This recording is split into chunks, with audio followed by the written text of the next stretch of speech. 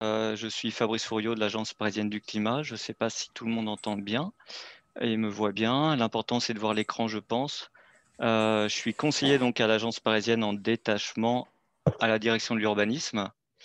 Et l'objet de la présentation d'aujourd'hui est d'évoquer, de vous présenter la convention d'empiètement avec un petit peu la méthodologie. C'est surtout ça qui va être important afin de conduire à bon terme une réalisation d'empiètement qui généralement est associée à une isolation par l'extérieur. Je vais donc commencer par une petite présentation de l'Agence parisienne du climat. Je pense que la plupart d'entre vous connaissez quand même un petit peu nos activités parce qu'il y en a plusieurs avec un tronc commun qui est d'accompagner le territoire parisien dans la transition écologique avec un critère important qui est le climat, à la fois limiter les émissions de gaz à effet de serre du territoire et puis d'engager un processus d'adaptation.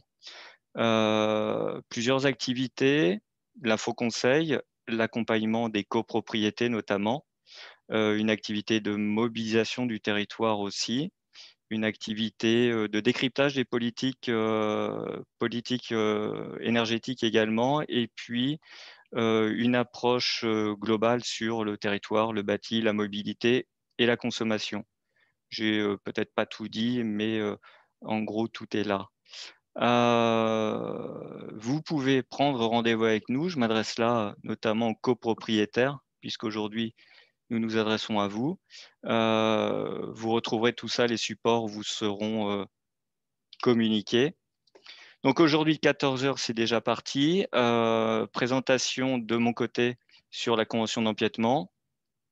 Alexis Demanche, architecte, viendra vous présenter de son côté un exemple concret.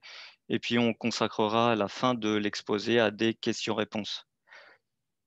Euh, Sur l'accompagnement de la copropriété, nous avons à l'agence depuis maintenant quelques années, 6 années, un outil qui s'appelle le Coach CoPro. C'est une interface web qui vous permet de prendre connaissance et d'interagir avec vos conseillers à la fois sur des considérations réglementaires, techniques, financières évidemment, des exemples, des réalisations, bref, de vous faciliter votre parcours de référent énergie, puisque c'est comme cela que l'on vous appelle lorsque vous vous inscrivez sur l'interface Coach CoPro. Euh, il est quand même important au bout d'un moment d'entrer en contact avec des professionnels. C'est la raison pour laquelle nous avons également un annuaire des pros. La capture d'écran est presque à jour puisque je crois que nous avons passé la 300e professionnel. On est à peu plus de 300 donc professionnels, parmi lesquels des architectes, évidemment, des bureaux d'études, des paysagistes, différents acteurs qui gravitent autour de la rénovation énergétique en copropriété. Je vais peut-être un peu vite, on n'hésite pas à m'interrompre s'il y a besoin, mais je pense que là-dessus, c'est relativement facile. Important, la carte des rénovations observées en copropriété. C'est important, pourquoi? Parce qu'on se rend compte que les copropriétés apprécient à juste titre les exemples, les réalisations, celles qui ont ouvert la voie avec différents paramètres, les typologies de construction, le financement qui est un enjeu souvent majeur, et puis la raison, et également les raisons, les motifs pour lesquels on s'est inscrit dans ce genre de processus. Il y en a beaucoup, il y en a pas loin d'une centaine. Le territoire est élargi à la métropole du Grand Paris.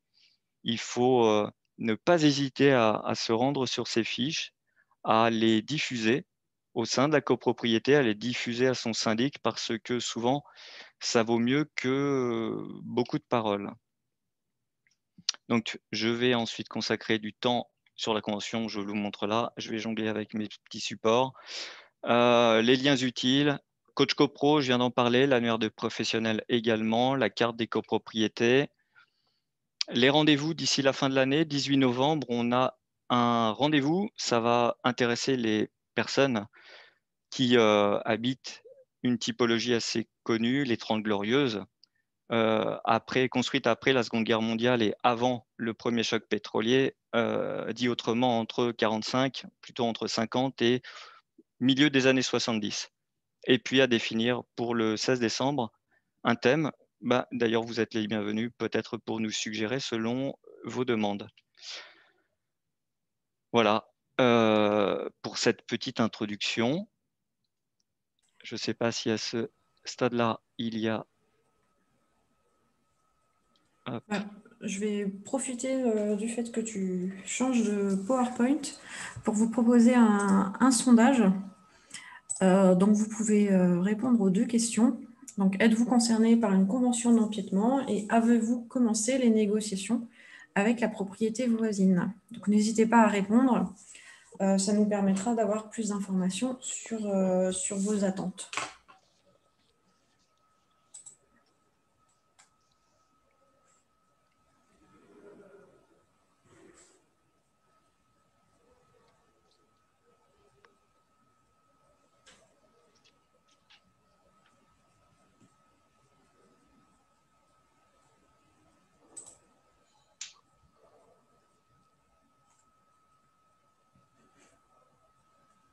Donc, globalement, vous êtes pour la plupart concernés par une convention, ce qui est normal si vous êtes là. Et vous êtes la moitié à avoir, enfin, vous êtes 14 et 14 pour l'instant, à avoir commencé les négociations et 14 à ne pas encore avoir commencé. Donc, ça va permettre une grande variété de questions, notamment pour la fin.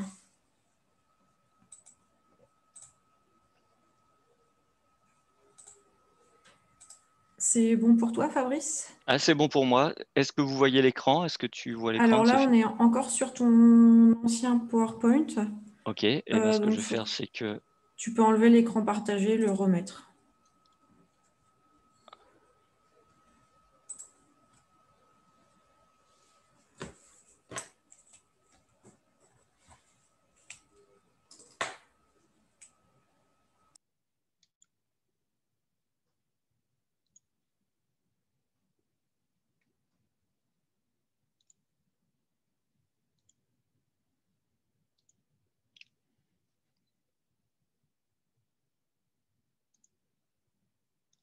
Est-ce que ça va mieux comme ça? Oui, c'est bon. Merci. OK. Tac. Et bien voilà, c'est parti. Alors, pardonnez-moi, ça n'est pas un PowerPoint, c'est un PDF, mais je pense que l'affichage va être relativement clair. Encore une fois, ces supports vont vous être transmis. Le but, avec le temps contraint, je regarde ma montre, j'ai empiété, c'est le cas de le dire, de quelques minutes, mais je vais surtout passer en revue les éléments. Il s'agit beaucoup de méthodologie. Et ça, je pense que vous l'avez déjà peut-être observé. Méthodologie dans le sens où généralement, donc on ne s'amuse pas à frapper à la porte du voisin pour demander une convention d'empiètement. Ça répond à un besoin qui est, je l'ai dit tout à l'heure, le plus souvent associé à l'isolation thermique par l'extérieur. Là, on pourrait envisager d'autres dispositifs, hein. Ça pourrait être pourquoi pas l'installation, en lien avec l'énergie évidemment, l'installation de panneaux solaires par exemple, d'une végétalisation. Ça peut prendre différentes formes. Ça peut être une combinaison de tous ces éléments. Le plus souvent, il s'agit d'isoler. Il s'agit donc de permettre à la copropriété demandeuse de bénéficier d'une amélioration de sa performance énergétique, de bénéficier d'une baisse des charges, de limiter le besoin en chauffage, améliorer le confort. Je me répète un tout petit peu, mais c'est encore une fois plutôt dans cette optique-là. On définit d'abord les limites séparatives. Alors, est-ce qu'on empiète sur un domaine public, sur un domaine privé? Les contraintes d'usage sur la parcelle empiétée, c'est-à-dire identifier ce sur quoi nous empiétons. Est-ce que c'est un parking d'une grande surface, un parking de copropriété? Est-ce que c'est une voie d'accès? Est-ce que c'est un jardin? Bref, selon ces différents types de parcelles, ça va venir un petit peu orienter la manière dont on va s'organiser afin de procéder à la demande d'empiètement. Généralement, à ce stade-là, une des premières difficultés, c'est d'identifier le voisin. S'agit-il d'une parcelle publique ou d'une parcelle privée?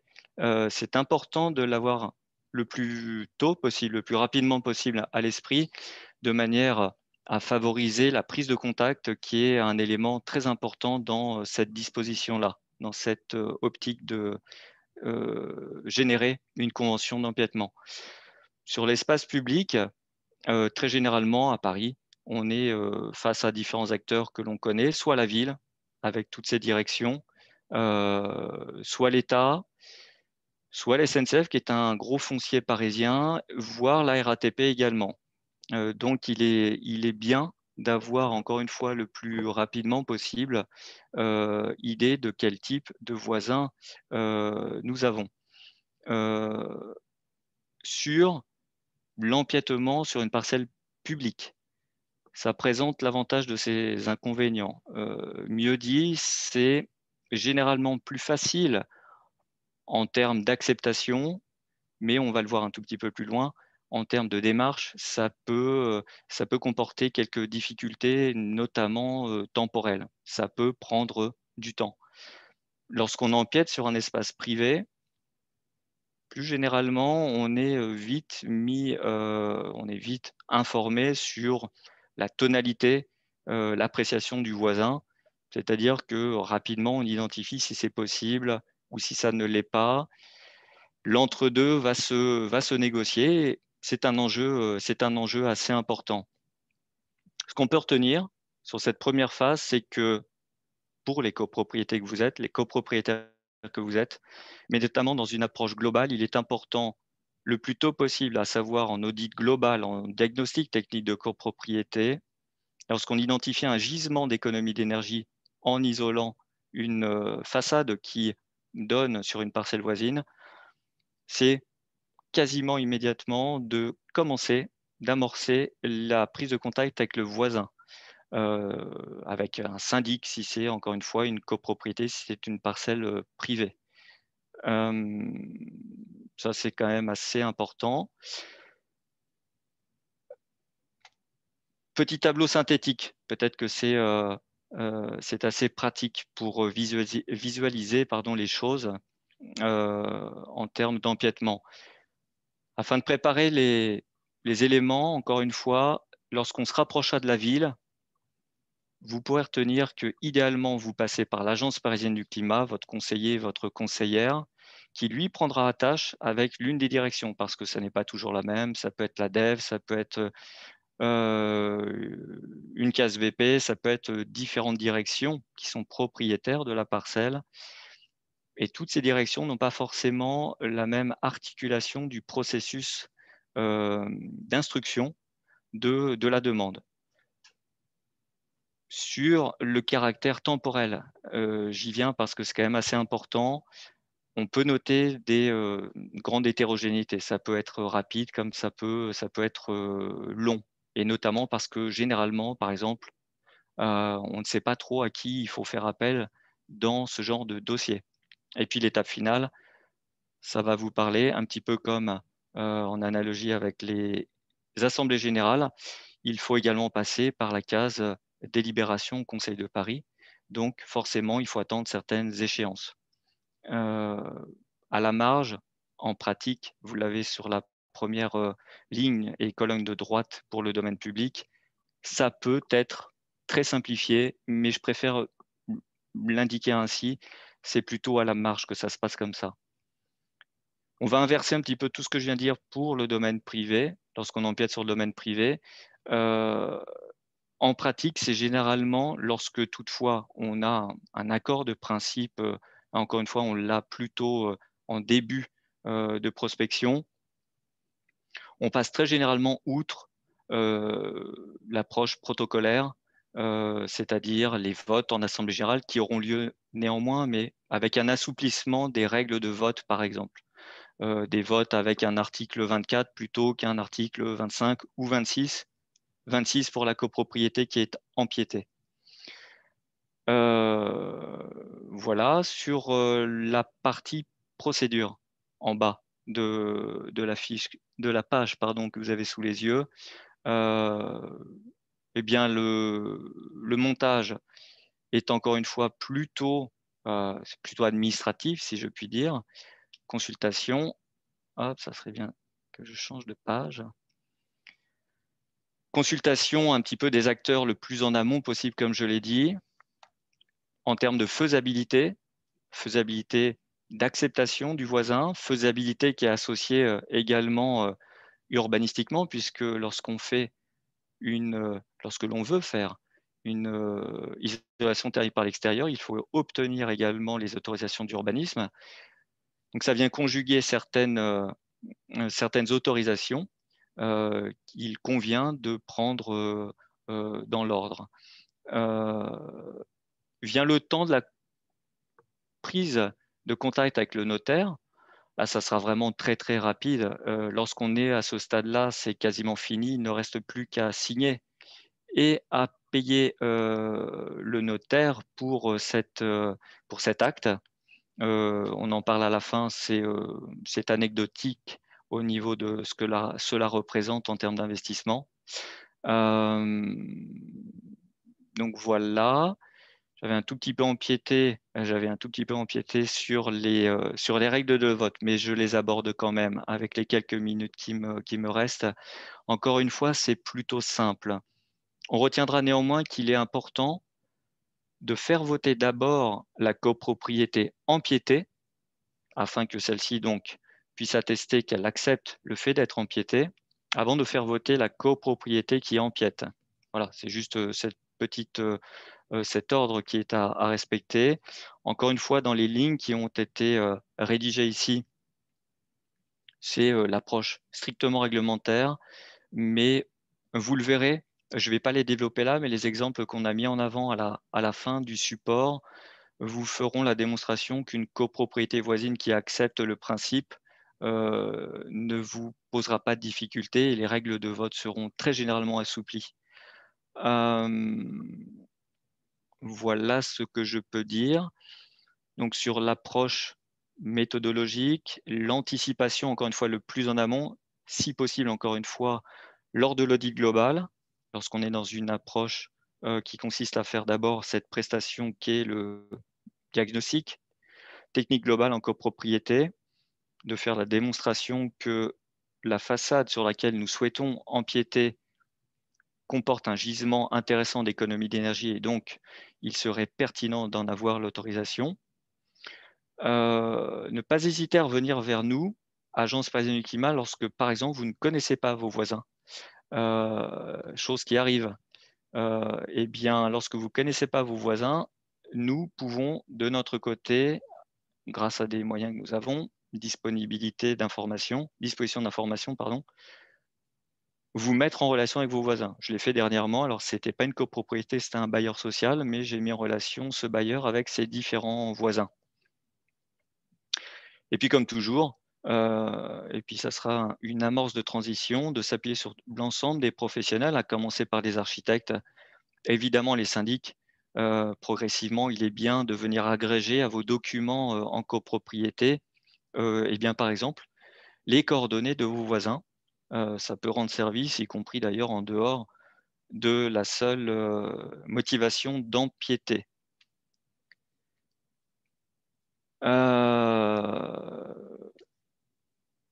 Voilà, je passe un petit peu rapidement sur le suivi de l'empiètement. Effectivement, il y a le recours à un géomètre expert, ça tombe un tout petit peu sous le sens. Je vous montre quand même, hop là, si ça veut bien, je vous montre, voilà, c'est la fin, mais je vais remonter après, rassurez-vous. Je vous montre un modèle de convention d'empiètement. Ça, c'est vraiment le support rédactionnel de ce qui engagera les deux parties, à savoir vous, copropriété demandeuse, à bénéficier de l'empiètement et l'autre copropriété ou le voisin, quel qu'il soit, afin de sceller juridiquement cette autorisation, cette servitude d'empiètement qui effectivement est réversible, c'est-à-dire que le bénéfice dont vous demandez à jouir, à avoir jouissance, peut éventuellement être embobiné.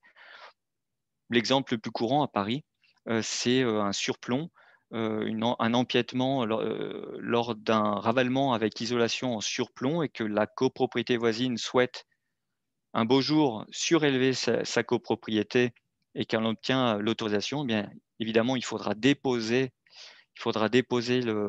l'isolation qui avait été installée précédemment. Et ça incombe à la copropriété bénéficiaire à l'origine de le financer et de s'occuper de l'ensemble des démarches correspondantes. Voilà le modèle. Vous voyez que c'est quand même finalement peut-être plus simple que ce que l'on pense à l'origine, parce qu'on n'a jamais vu ce type de convention. Le plus long, finalement, c'est pas ce stade-là. Le plus long, c'est toute la préparation. Je remonte un tout petit peu, pardonnez-moi de faire défiler comme ça. Je remonte sur le support et au niveau de la conclusion, donc c'est une note qui va vous être transmise. Encore une fois, on étudie la pertinence, le gisement. C'est pas toujours, donc comme je l'ai dit tout à l'heure, c'est pas toujours pour une isolation, c'est le plus souvent pour ça, mais peut-être que ce que j'ai de mieux à dire, à compléter mon propos par rapport à tout ce que j'ai dit précédemment, généralement, peut-être pour convaincre le voisin qui serait dans un entre-deux en termes d'acceptation, c'est d'essayer de trouver des arguments qui pourraient faire basculer la balance dans votre sens, ce qu'on appelle dans le jargon les échanges de bons procédés. Si le voisin, par exemple, apprécie les fleurs, les bacs à fleurs, eh bien, pourquoi pas le lui en fournir en même temps que vous bénéficierez, vous, euh, du droit d'empiéter chez lui pour isoler. Ça peut être passer un petit coup de peinture sur un mur, ça peut être différents éléments. Je dis ça, et peut-être pour le dire encore plus directement sans détour, afin d'éviter les transactions financières, parce qu'il n'y a quand même pas forcément de très bonnes raisons pour qu'il y ait une transaction financière à bénéficier d'un droit qui répond à des enjeux qui nous intéressent tous, à savoir réduire les consommations d'énergie et l'impact environnemental qui en découle, et que tôt ou tard, chaque copropriété finalement peut se trouver dans cette situation-là. Donc c'est important. Je fais un petit peu la liste, je passe en revue la liste des points de la conclusion. Les interlocuteurs, retenez peut-être de la manière la plus simple que l'Agence parisienne du climat reste l'interlocuteur de base qui va vous permettre une réorientation ultérieure si besoin, avec nos partenaires, que vous retrouvez d'ailleurs entre autres dans l'annuaire.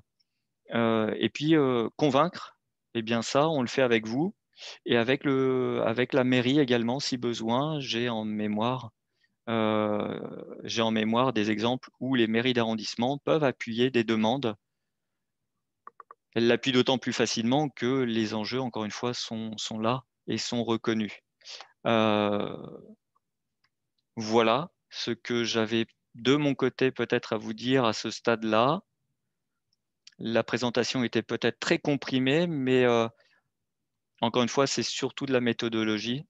Et je vous laisse revenir vers moi avec vos questions si toutefois vous en avez.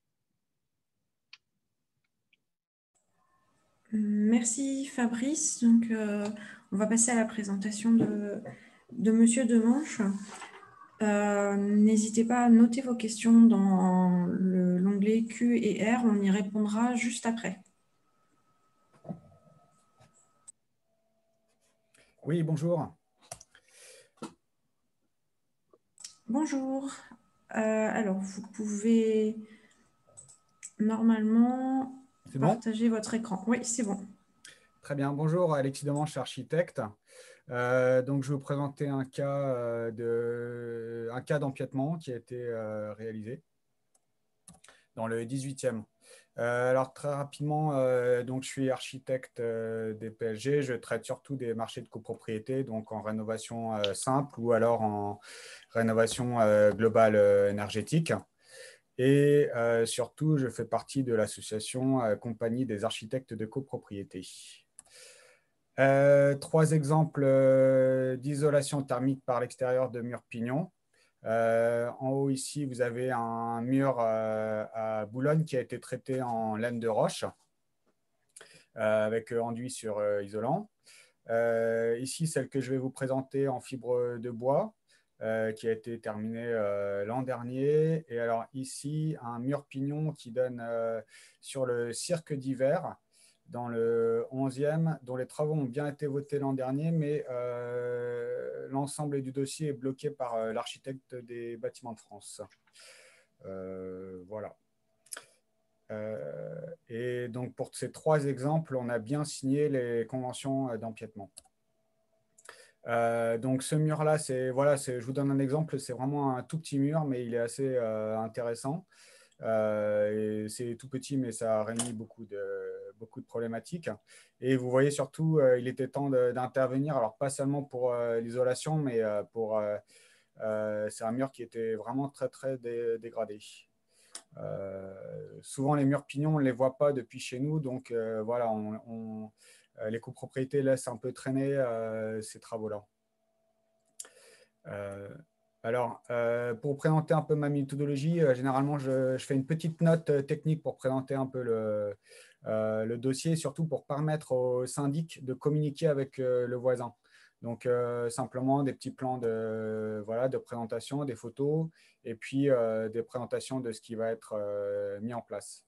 Et surtout, aussi important, ce qui intéresse les voisins, c'est de combien on va venir empiéter en centimètres. Donc là, j'avais mis 17 centimètres.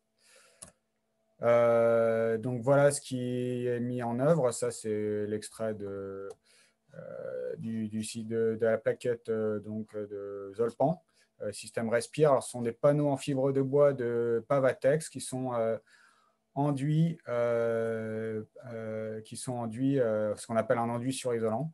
Donc, les panneaux sont chevillés dans la façade. Petit détail avant-après, donc vous voyez la surépaisseur, état existant, état projeté. On faisait aussi le toit, donc ouais, ce qui était important là, c'est bien la continuité des isolants entre la toiture et l'isolation du mur. Donc ce qui a été effectivement réalisé. Alors c'est le même document que ce que vous a présenté Fabrice, simplement donc avec les 3 articles. C'est la même chose. Alors, il y a les 3 notions importantes. Donc, la durée, alors, tout dépend de ce qui est négocié avec la copropriété. Mais généralement, on aime bien mettre une notion de 10 ans. Demander à la copropriété voisine de ne pas faire de surélévation dans les 10 ans qui viennent pour ne pas que notre copropriété soit obligée de déposer une isolation sur laquelle elle aura investi avant les 10 ans. Donc, ce que disait Fabrice, pareil pour les indemnités, hein, il faut que ce soit absolument accordé à titre gracieux. Voilà. Et alors après, donc, le 3e article sur les questions d'entretien, évidemment, tout l'entretien revient, l'entretien de ce mur-là revient à notre copropriété. Qui fait quoi?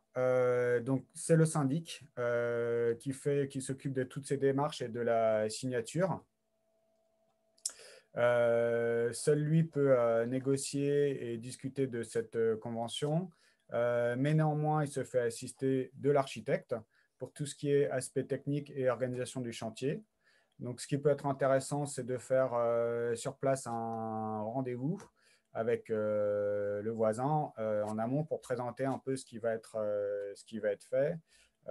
Si l'entreprise a été retenue, présenter éventuellement l'entreprise, voilà, tout ça pour mettre le voisin en confiance. Et puis, quand il y a un opérateur, donc type Urbanis ou Solia, évidemment, l'opérateur peut accompagner et mettre en relation le syndic avec les 2 syndics. Enfin, ou alors le syndic et le voisin type autre, si on n'est pas dans le cadre d'une copropriété. Et donc, les conseils importants, très, très importants, c'est une démarche qu'il faut vraiment entreprendre très en amont parce que cette démarche peut prendre vraiment plus de temps qu'on ne pense. Donc, dès qu'on a le projet d'isoler par l'extérieur un mur pignon, vraiment entreprendre cette démarche. Alors, et notamment, vous savez tous que l'Assemblée générale ordinaire d'une copropriété, c'est 1 fois par an. Alors, comme cette demande doit être mise à l'ordre du jour d'une Assemblée générale, il ne faut surtout pas louper l'Assemblée générale d'1 an. Sinon, Sinon, on est reporté à l'année d'après. Voilà. Et j'ai le cas d'une copropriété où on a des murs pignons à isoler chez 3 voisins. Donc, on est en train de jongler avec les 3 assemblées générales des 3 voisins pour ne pas en louper. Voilà. Et par contre, pour tout un tas de raisons, cette convention d'empiètement peut ne pas aboutir. Dans mon cas, alors j'ai pas vraiment compté, mais je dois avoir à peu près 2/3 de conventions signées sur tous les dossiers engagés. Alors les raisons, elles peuvent être simplement une mésentente entre les copropriétaires qui dure depuis un bout de temps. Ça peut être un projet de surélévation à plus ou moins long terme du voisin. Ça peut être le voisin qui a prévu de vendre son bâtiment et ne veut pas laisser à l'acquéreur cette petite épine dans le pied d'une convention d'empiètement. Ou alors, voilà, tout un tas de possibilités. Et ce qui peut vous intéresser, donc voilà, des photos du chantier, le mur avant travaux, donc depuis l'échafaudage, piochage complet de l'enduit, réfection de tous les joints. Alors, il se trouve que sur ce mur-là aussi, on a eu de la reprise structurelle des pierres. Une passe d'enduit pour pouvoir poser les blocs d'isolant. Les panneaux d'isolant en fibre de bois et après passe de l'enduit sur les panneaux d'isolant. Et ce qui donne la photo après travaux depuis chez le voisin. Donc la photo n'est pas très très bonne, elle était un peu loin. Voilà, donc vous voyez qu'on empiète par-dessus son toit en l'occurrence. Voilà. J'ai fait vite. Oui, très bien. Il y a un certain nombre de questions. Tout d'abord, je vais vous inviter pour recevoir les éléments de présentation à mettre votre adresse mail dans le formulaire qui est dans le chat. Donc, vous pouvez cliquer sur le lien. Ça nous permettra de vous envoyer le PowerPoint à la fin de la journée.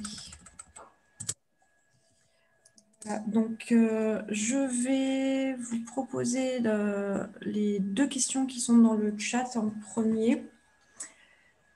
Puis vous répondez en fonction de qui se sent le mieux là-dessus. Donc, Victorien a demandé, vous n'avez pas évoqué l'empiètement sur la voie publique.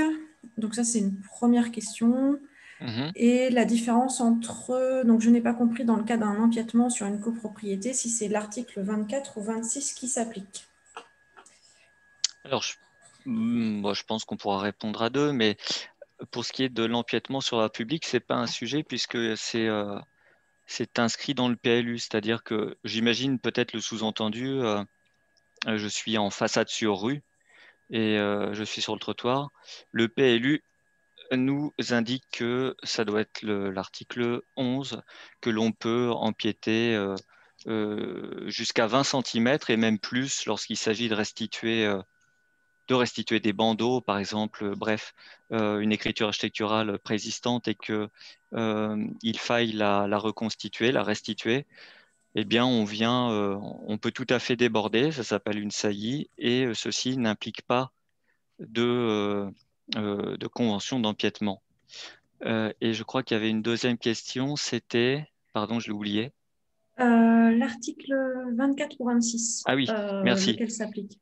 Voilà. Alors, pour les articles, ça dépend de quel côté on se situe, si j'ose dire, de la frontière.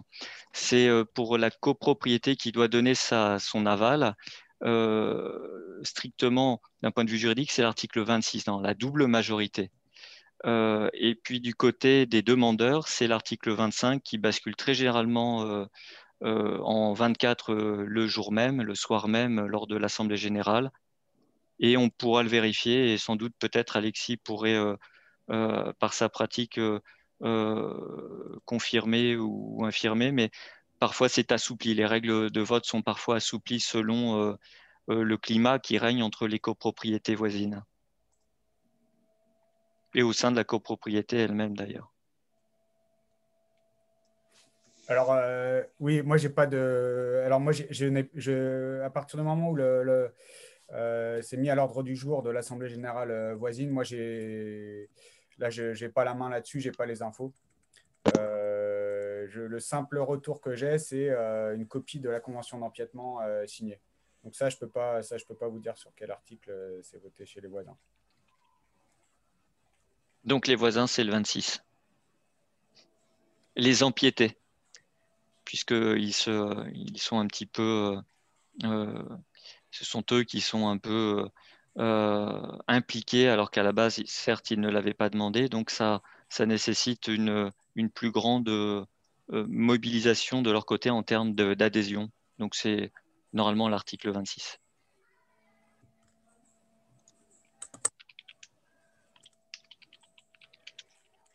Alors, la deuxième question donc de Daniel. Y a-t-il obligation de passer devant le notaire si les deux copropriétés sont d'accord par PV d'AG et qu'il y a réciprocité? Ouais, alors je crois que j'ai adressé une réponse par écrit, mais ou alors il y en avait plusieurs, ça c'est Il y pas en avait impossible. plusieurs, oui. Ouais, c'est pas impossible. Alors ce que j'ai répondu, c'était un peu spontané, mais je pense qu'il n'y a pas mieux que de néanmoins se rendre devant le notaire afin de consolider juridiquement l'acte, parce que comme j'écrivais, il y a quand même pas mal de turnover de copropriétaires à Paris, notamment. Et que si toutefois, à l'intérieur de ce renouvellement de copropriétaires, il n'y ait pas tout à fait la même sensibilité dans le temps, eh bien, ça viendra protéger ce qui avait été convenu entre les copropriétés à l'instant T. Je pense que c'est quand même préférable de consolider les choses. Ça viendra prévenir peut-être de complications juridiques au sein des copropriétés. Très bien, on va passer à la suivante. Donc, pour un empiètement simple, pour une ITE, quel serait le montant approximatif de la prestation du notaire? Je ne sais pas si vous avez cette information.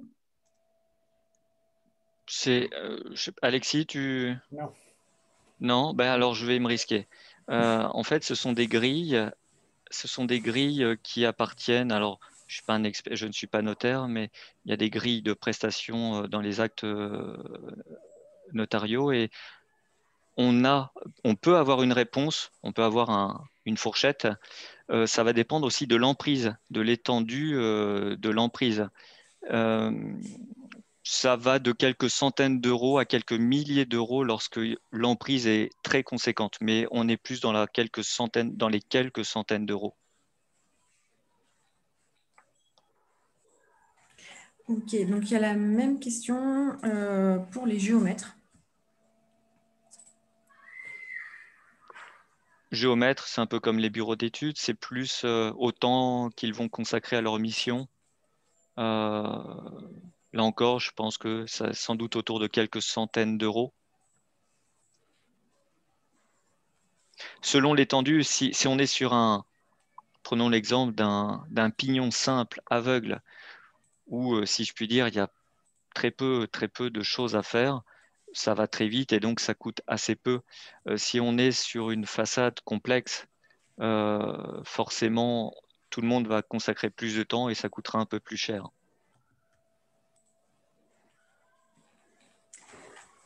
Très bien. Donc, question suivante.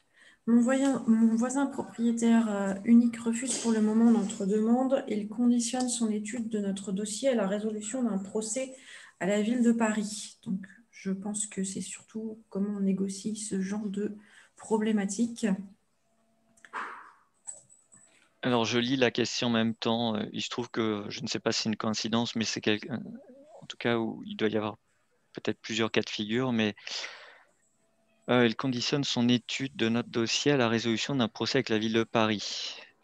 Il faut régler les histoires les unes après les autres et qu'il s'agit sans doute là d'assainir d'abord ce qui se passe avec la ville de Paris. Alors, je ne sais pas si ça concerne, par exemple, l'identification du propriétaire d'un mur. C'est des choses qui arrivent parfois.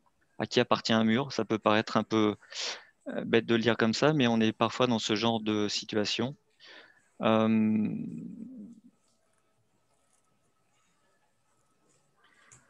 La meilleure réponse est de revenir vers nous, vers moi, par exemple, afin de creuser un tout petit peu le dossier. Très bien. Question suivante. Comment doit-on rédiger la résolution votée lors de l'AG de la copropriété qui accepte la servitude d'empiètement? Aussi simplement que la question a été posée, j'ai envie de dire. Sachant que là-dessus, nous pouvons accompagner Ouais. les copropriétés qui Souvent, il y a un sujet nous sur... interpellent. Ouais, tout à fait. Il y a un sujet sur les résolutions. Je pense qu'une résolution, et là, je ne sais pas s'il y a des syndics dans l'assistance, mais je pense que le but, il est de les simplifier en termes de rédaction. Il faut que ça soit clair pour le plus grand nombre. Et là, il s'agirait d'accepter l'empiètement de la copropriété voisine. Alors, on peut néanmoins peut-être ajouter le motif, mais selon moi, sans ajouter plus d'éléments que cela. Très bien. L'intervention d'un architecte est-elle indispensable? Nous avons une entreprise qui se propose d'être maîtrise d'œuvre du projet, entreprise qui a réalisé l'audit énergétique global de notre copropriété. Je pense que là-dessus, Je peux Monsieur tenter une Demanche. Alors, un architecte n'est jamais obligatoire dans ce genre de travaux, mais néanmoins, bien sûr, conseillé. Alors, en termes d'entreprise qui a réalisé l'audit énergétique global, ce serait plutôt, du coup, j'imagine, le bureau d'études thermiques. Effectivement, il y a une tendance actuellement à ce que des bureaux d'études thermiques travaillent comme maître d'œuvre sur des projets. C'est pas interdit. Voilà, c'est dommage de mon point de vue. Alors après, il y a aussi une question à savoir si le voisin peut exiger qu'un architecte soit missionné pour suivre les travaux d'isolation du pignon. Ça pourrait se concevoir, mais ce n'est pas obligatoire. Très bien. Je pourrais compléter juste pour conforter la réponse, c'est-à-dire que j'ai accompagné pas mal de projets de ravalement avec isolation. Et je dis, la seule fois là, où j'ai accompagné un projet où seul un membre du conseil syndical de la copropriété s'est substitué au maître d'œuvre, l'architecte, cette personne y a passé beaucoup d'heures, pour ne pas dire de jours. Tout ça pour dire que il est quand même préférable de confier des missions de maîtrise d'œuvre à des personnes compétentes, qui ont de l'expérience, un savoir-faire, y compris par exemple pour les sujets que nous abordons là, mais même dans la conduite des travaux, réception de chantier. Ça n'empêche pas la copropriété, notamment les membres du conseil syndical, de venir par exemple sur une réunion hebdomadaire en suivi de chantier, mais il est vraiment préférable, et effectivement, je suis plutôt d'avis d'orienter vers l'architecte, parce que on n'oublie pas que généralement, pardon, tout le temps, on a une demande d'autorisation d'urbanisme, donc ça veut dire que le projet s'est construit, a été conçu. Selon moi, en toute logique, il est préférable de s'attacher les services d'un architecte pour conduire ce type de projet.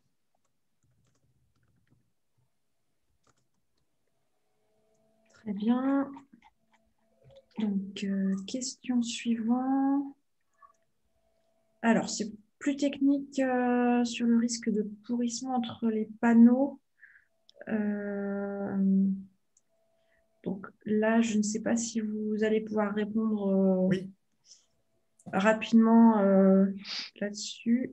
Alors, c'est la question de Nayan Marshall, c'est ça? C'est ça, oui.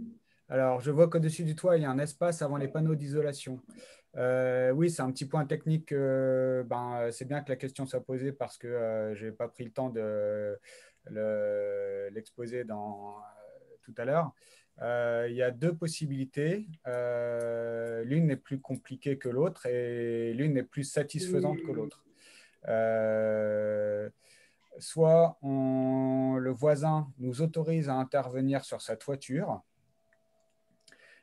auquel cas on peut prolonger les panneaux d'isolant jusqu'à la charpente et après faire remonter le solin de la toiture sur les panneaux d'isolation, ce qui nous permet de couper le pont thermique. Mais ça, c'est vraiment, ça va un peu au-delà de l'empiètement, c'est-à-dire qu'on intervient sur l'ouvrage du voisin. Voilà. Deuxième possibilité, si le voisin ne nous y autorise pas et par souci de simplicité, on fait démarrer les panneaux d'isolation un peu comme comme en soubassement, en partie basse d'une façade, donc avec un rail de départ. Et puis on termine sous le rail de départ avec enduit, peinture, tout ce qu'on veut, comme une façade classique. Et on démarre au-dessus du solin. Voilà. Alors avec comme inconvénient qu'on a un pont thermique sous l'isolant. Très bien. Bon, après, effectivement, là, c'est des questions très spécifiques plus sur l'isolation thermique par extérieur, d'ailleurs, qui sera probablement un sujet à relancer dans ce type d'événement. Alors, il y a des questions sur le nouvel assouplissement des droits de vote en copropriété. Donc, avec les nouveaux décrets, est-il possible pour les empiétés de faire basculer l'article 26 en article 25 ? La loi ne peut être assouplie en fonction d'une ambiance. Donc là, c'est ce qu'on a dit tout à l'heure. C'est la copropriété empiétée qui peut décider de ne pas voter la majorité absolue pendant son assemblée générale. Oui, je ne suis pas sûr d'avoir bien compris. Enfin, avec les nouveaux décrets, à ma connaissance, les derniers remontent un petit peu, mais j'imagine qu'il va y avoir un peu de la loi Elan dans le sous-entendu. À ma connaissance, non. On est encore sur le 26. Après, si un juriste estime qu'il peut en être autrement, selon moi, c'est toujours le 26. Côté empiété, hein, si j'ai bien lu. Voilà. Oui, Pour là, c'est ouais. côté empiété, effectivement.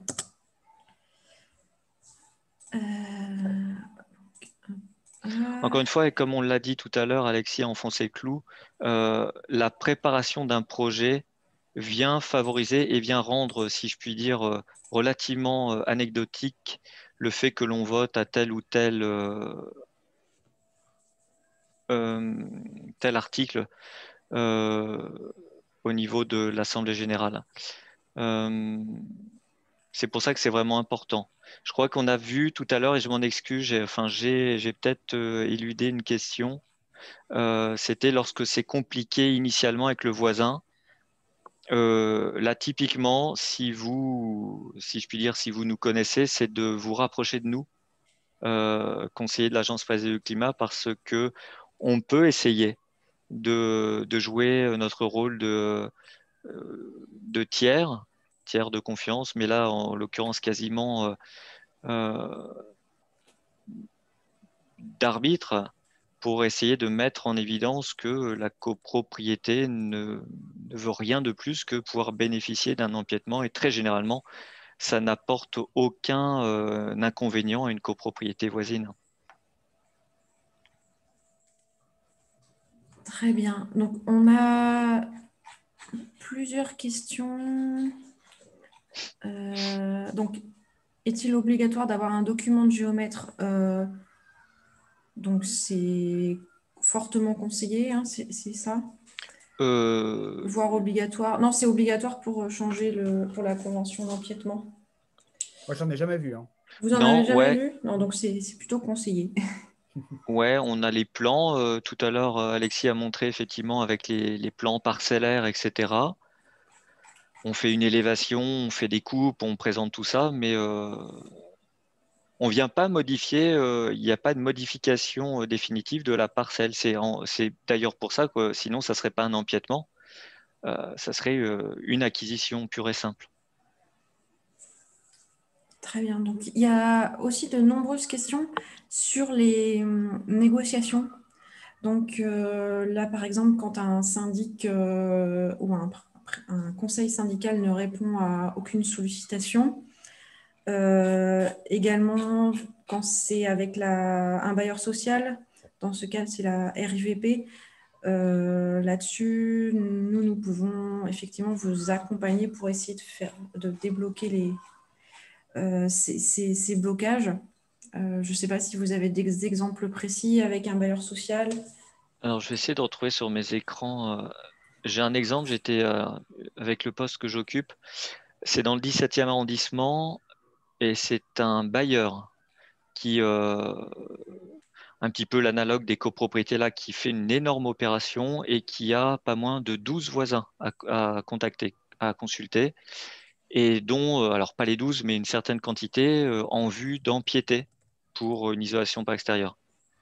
Parmi les 12, j'ai pu en contacter 10 parce que les deux autres, je n'arrivais pas à trouver les coordonnées. Et sur les 10, j'ai eu une réponse. Euh, Tout ça pour dire quoi?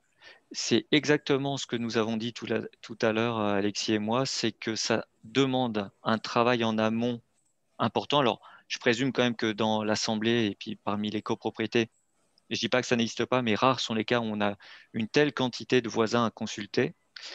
Mais ça n'enlève pas moins qu'il faut absolument prendre le temps et anticiper, préparer la consultation des voisins. Idéalement, chaque copropriété, indépendamment du fait d'une convention d'empiètement, devrait avoir un minima connaissance de ses voisins, au moins le syndic. Alors vous me direz, bah oui, mais les syndics, ça peut bouger, c'est vrai. Mais de trouver un moyen de rester en contact avec ses voisins pour cette raison comme pour d'autres. Donc c'est pas, on, on ne peut pas dire autre chose que préparer le plus en amont possible. Très bien. Donc, il reste 7 minutes, donc je pense je vais avoir du mal à gérer toutes les questions, sachant Ouais. qu'un certain nombre sont des questions très spécifiques sur un projet, donc n'hésitez pas à nous contacter en vous inscrivant sur la plateforme Coach CoPro. Pardon, je vois qu'il y a juste une question intéressante Allez-y. sur l'architecte des bâtiments de France. Oui. Et notamment, je pense que la personne fait allusion à donc, des murs pignons sur laquelle l'architecte des bâtiments de France ou la ville de Paris ne donnerait pas son accord pour isoler. C'est vrai qu'on ne l'a pas précisé tout à l'heure, mais en amont de tout ça, il faut consulter à la fois les services d'urbanisme de la ville, les instructeurs et l'architecte des bâtiments de France. C'est vrai que ce n'est pas la peine d'aller plus loin avec le voisin si jamais on n'a pas cette autorisation en amont. Alors notamment, attention aux murs pignons à pierre vue qui sont visibles depuis la rue, sur lesquels il est difficile d'intervenir en isolation. Alors, je peux dire un petit peu, puisque je suis après tout dans les murs, au niveau ici des services d'urbanisme à Paris, les murs pignons, alors d'ailleurs, je recommande, je pourrais avec Anne-Sophie, on vous le transmettra, le guide d'application des dispositions environnementales du plan local d'urbanisme, dans lequel il est traité le cas des pignons. Alors, les pignons, on peut avoir un petit peu de tout. C'est-à-dire, on peut avoir une approche de conservation, garder effectivement les pierres vues, mais on peut aussi avoir une forte recommandation à les isoler, voire à les végétaliser. Je pense notamment lorsqu'il s'agit d'un pignon côté sud, orienté sud, ça peut faire sens de le végétaliser, notamment pour le confort d'été. Évidemment, côté nord, c'est c'est requis, c'est conseillé de l'isoler, évidemment, pour le meilleur confort d'hiver et les économies d'énergie. Euh, Là encore, ça se prépare, ça se motive. J'ai en mémoire clairement une copropriété où il y a eu des revirements de situation et dans le 20e arrondissement. Et à la fin, l'administration a accepté le fait que l'on isole par l'extérieur. Euh, Moi aussi, je vois une question de Louise Rank. Bonjour, faut-il acheter la bande de terrain correspondant à l'isolant si celui-ci descend jusqu'au sol?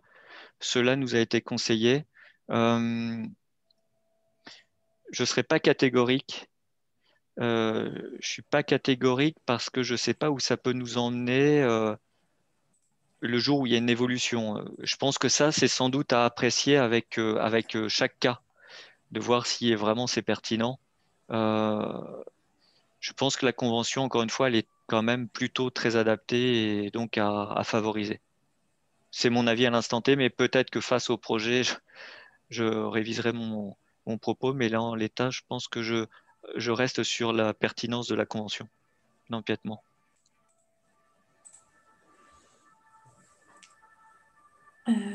Alors, beaucoup de questions. Donc ça, on vient d'y répondre.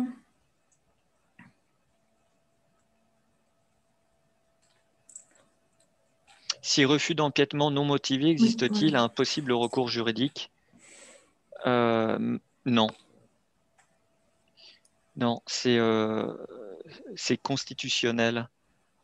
Et si, et j'ai un exemple en tête, d'ailleurs, je ne sais pas si des gens sont dans l'assistance, ça doit être rue Clavel, où il y a un exemple assez retentissant où tout a été exploré pour convaincre le voisin, qui est une monopropriété, avec une somme astronomique. Enfin, c'était absolument. Il y a, en tout cas, dans le cadre actuel réglementaire, il n'y a pas de recours juridique. Alors tout à l'heure, Alexis, je crois, disait, si je ne me trompe pas, tu es autour de trois quarts d'avis favorables. Oui, un petit peu moins peut-être. Ouais, je suis à peu près là-dedans. Peut-être, moi de mon côté, un tout petit peu plus dans l'observation. Alors peut-être parce qu'ici, moi, je suis aussi des projets de bailleurs sociaux. Ça vient peut-être un petit peu gonfler les chiffres par rapport aux copropriétés. Mais globalement, et encore une fois, ce taux de réussite, si j'ose dire, il est vraiment beaucoup le résultat du travail de préparation en amont. On en remet une couche, mais c'est quand même beaucoup ça qui permet de favoriser.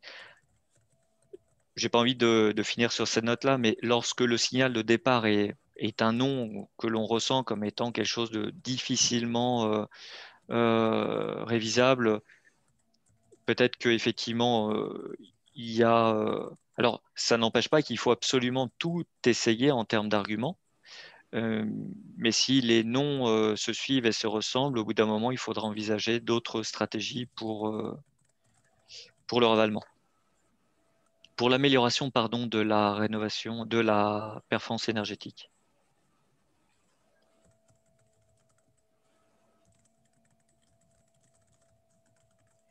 Très bien. Alors, donc là-dessus, vous n'avez pas de nouvelle loi.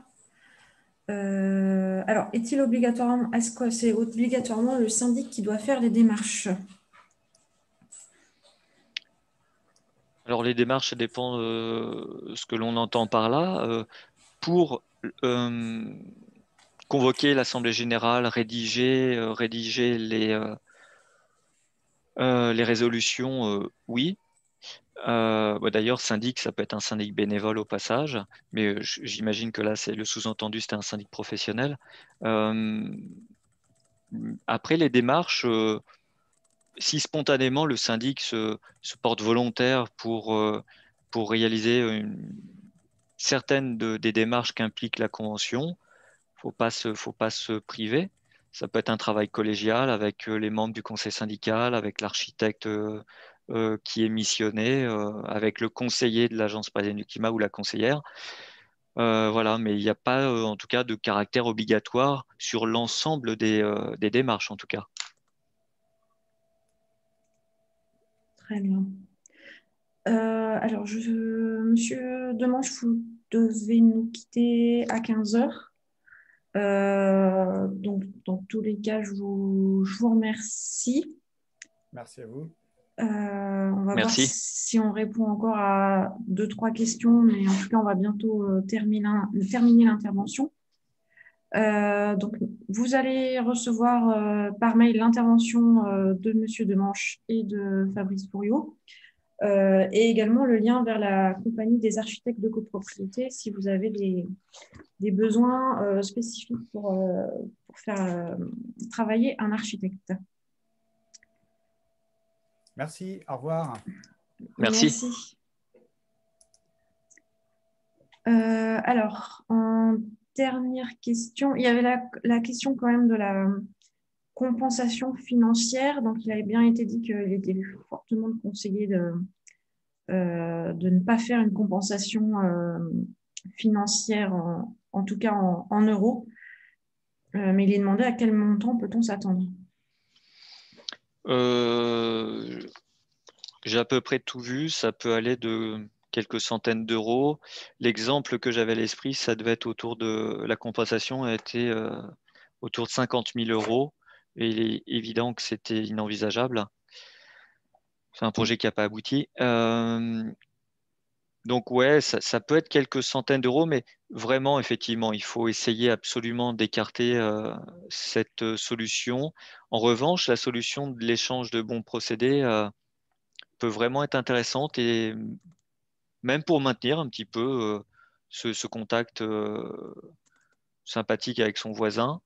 Et puis, pourquoi pas, même de l'inscrire dans l'approche globale environnementale. C'est encore une fois, comme je disais tout à l'heure, l'exemple vérifier, enfin constater sur un embellissement de cour intérieure, sur sa végétalisation, c'est tout à fait envisageable. On peut aussi envisager, mais ce n'est pas le thème là aujourd'hui, mais des actions qui viennent combiner en même temps que l'empiètement au titre d'une isolation par l'extérieur, de combiner une isolation par l'extérieur avec une végétalisation et améliorer le cadre de vie de la copropriété qui pourtant se voit empiéter quelques centimètres sur sa parcelle. Finalement, c'est un empiètement, mais qui peut présenter un avantage. Très bien. Je regarde les dernières questions. Donc,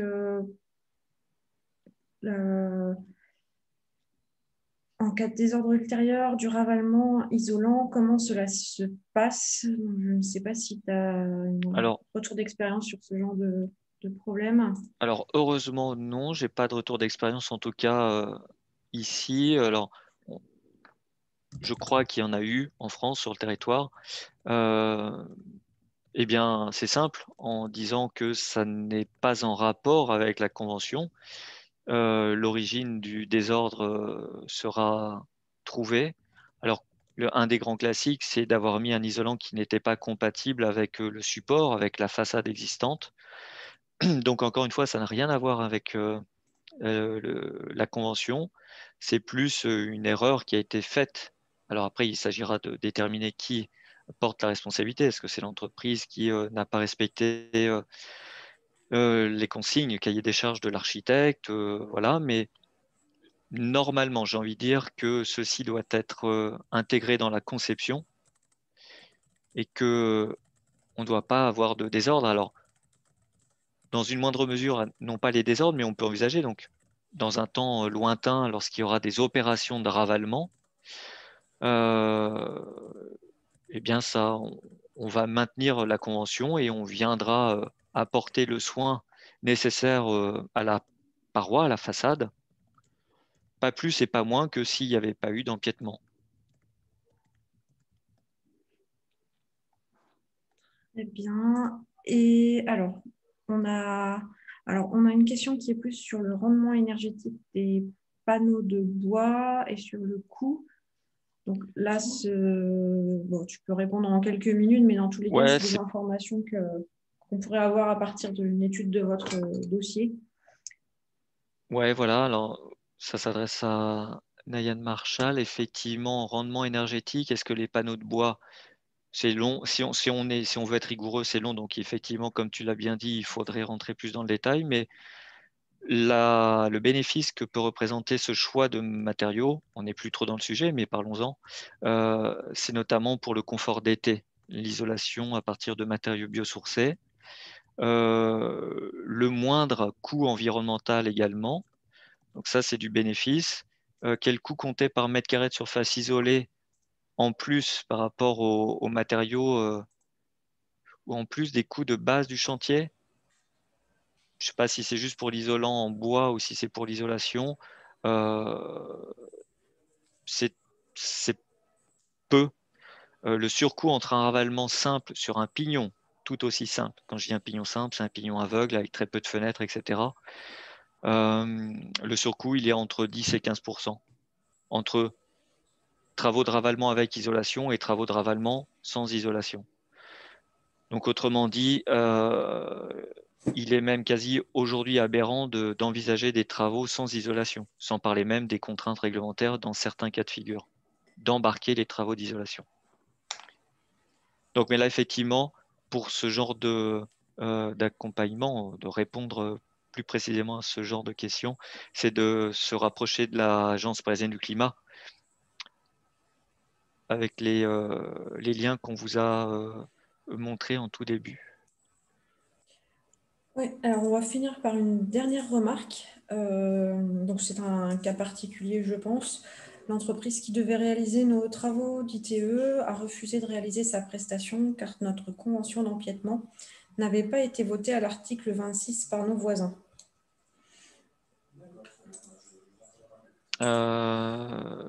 Donc oui, c'est pas une question, c'est... Non, c'est une remarque, effectivement. Ok, ouais, c'est une remarque. Alors, bah là aussi, là, ça demande vraiment une... si en plus il s'agirait d'une copropriété qui est référencée chez nous sur le Coach CoPro du moins, c'est important de reprendre les éléments et d'identifier ce qu'il est possible de faire. Alors, je ne sais pas si la remarque sous-entend qu'il n'y a eu que le ravalement qui a été fait et que donc ça vient écarter la possibilité de remettre l'isolant ou en tout cas avec une aberration en termes financières. À voir. Si cette personne, Madame Michalak, veut bien revenir vers nous, nous regardons cela. Très bien, merci beaucoup Fabrice. Donc j'ai récupéré un certain nombre d'adresses mail. Je vais vous envoyer les PowerPoint. Et puis je vous remercie pour votre attention et vos nombreuses questions. Et je vous invite à participer au prochain rendez-vous CoPro. Bonne journée. Merci à vous. Au revoir. Au revoir.